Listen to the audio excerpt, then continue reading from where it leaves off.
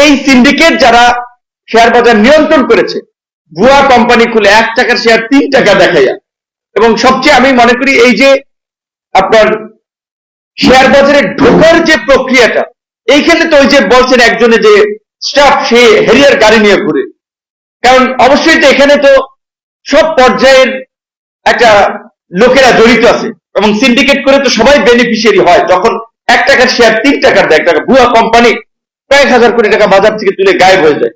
সবচেয়ে আশ্চর্যজনক এবং দুঃখজনক যেটা, এই গত 6 মাসেও শেয়ার বাজার থেকে প্রায় 70,000 কোটি টাকা হাওয়া হয়ে গেল। এটা নিয়ে পত্র পত্রিকায় লেখা হচ্ছে টুকটাক, বোধহয় টেলিভিশন এত প্রোগ্রামে আমরা দেখি টকশো খালি পলিটিক্যাল আলোচনা, নির্বাচন কবে হবে, সংস্কার কি হচ্ছে, এই গতানুগতিক আলোচনা টকশোতে এখন অ্যাভয়েড করে যায় না। গতানুগতিক আলোচনা আমি কি বলবো। এখন এই সরকার, আমরা অবশ্যই আমাদের সমর্থিত সরকার, আমরা আন্দোলন করেই তো এই রক্তের বিনিময়ে সরকার নিয়ে আসলাম।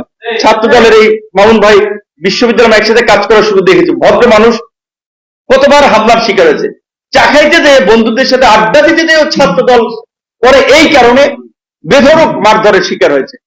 আমাদেরটা সবাই দেখেছে, অনেক ক্ষেত্রে আমরা একটু জাতীয়ভাবে পরিচিত, পত্রপত্রিকায় বেশি এসেছে। তাদের মতো এরকম আরো অসংখ্য রাজনৈতিক কর্মী বিভিন্ন দলের, তাদের মার খাওয়াটা, অত্যাচারের চিত্রটা কেউ দেখেও নাই।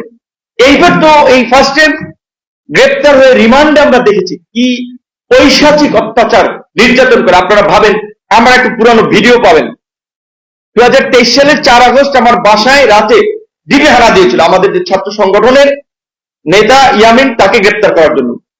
সে তৎকালীন মতিঝিল জোনের ডিবি ছিল, মাতাল অবস্থায় আমাদের বাসায় গিয়েছিল।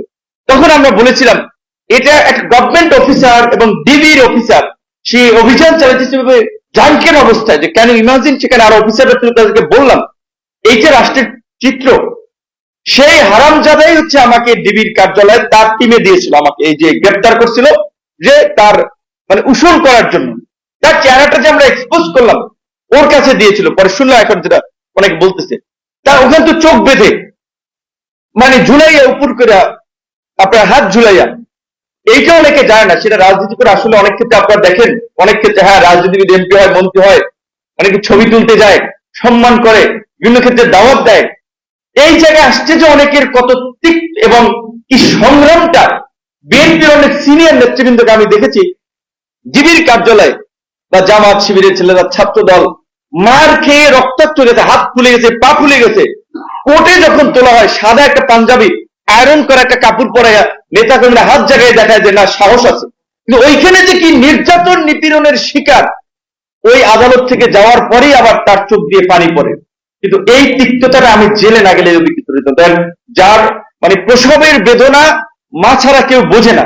ঠিক এই রাজনীতি, বিশেষ করে গত 16 বছরের কি নির্যাতন নিষ্পেষণটা এই প্রশাসনের দৈত্য দানবরা করেছে, সেটা অবর্ণনীয়, বলার মতো না। কিছুটা এইবার আমরা পর্যবেক্ষণ করেছি।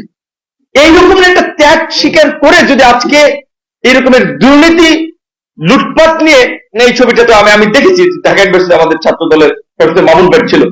আমি ডাকসুর বিপি হলাম 28 বছর পরে। আমার ডাকসুর অফিসে মান্না ভাইয়ের সিনিয়র লিডাররা যারা বলছে পাকিস্তান আমলে এইভাবে ডাকসুতে হামলা হয়নি, ওইটা তো একটা প্রতিষ্ঠান, ইনস্টিটিউশন। সেইখানে হামলা করার পরে পুলিশ রিপোর্ট দেয় যে ধাক্কাধাক্কি হয়েছিল, বেশি কিছু হয় নাই। তো এই ছাদের উপর থেকে ফেলে দিয়েছিল। সেই ডাকসুর নির্বাচনে অবৈধভাবে অনিয়ম করে প্রার্থিতার সুযোগ দিয়েছিল ছাত্রলীগের ছেলেদেরকে। এই আরেক 2 নম্বর লোক ঢাকা বিশ্ববিদ্যালয়ের শিক্ষক শিবলি রুবায়তুল ইসলাম।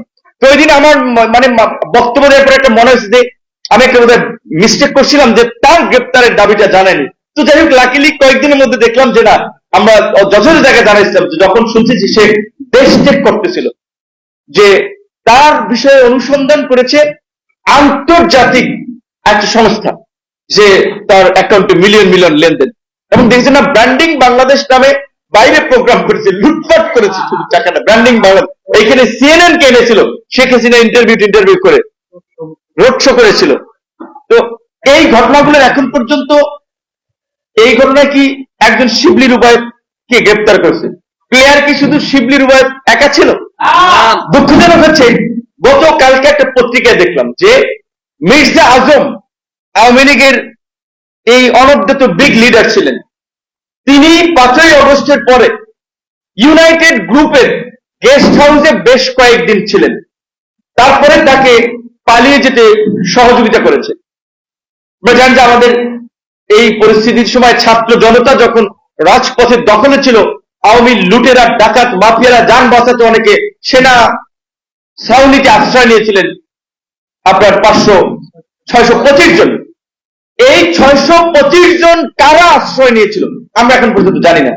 তাহলে আমরা যে সংস্কারগুলো চাচ্ছি, প্রকৃত অর্থে বেশিরভাগ জায়গায় সেক্টরে এখনো ওই ফ্যাসিবাদের সহযোগীরাই বসে আছে। এবং বাস্তব চিত্র হচ্ছে এইটা যে আমরা যাদেরকে সরকারে বসিয়েছি, উপদেষ্টায় বসিয়েছি, সচিব বানিয়েছি, প্রশাসনের দায়িত্ব বসিয়েছি, এদেরকে ব্যবহার করে এদের মামু, খালু, বন্ধু বান্ধব সার্কেলের পরিচয়ে সুবিধা ভোগ করছে।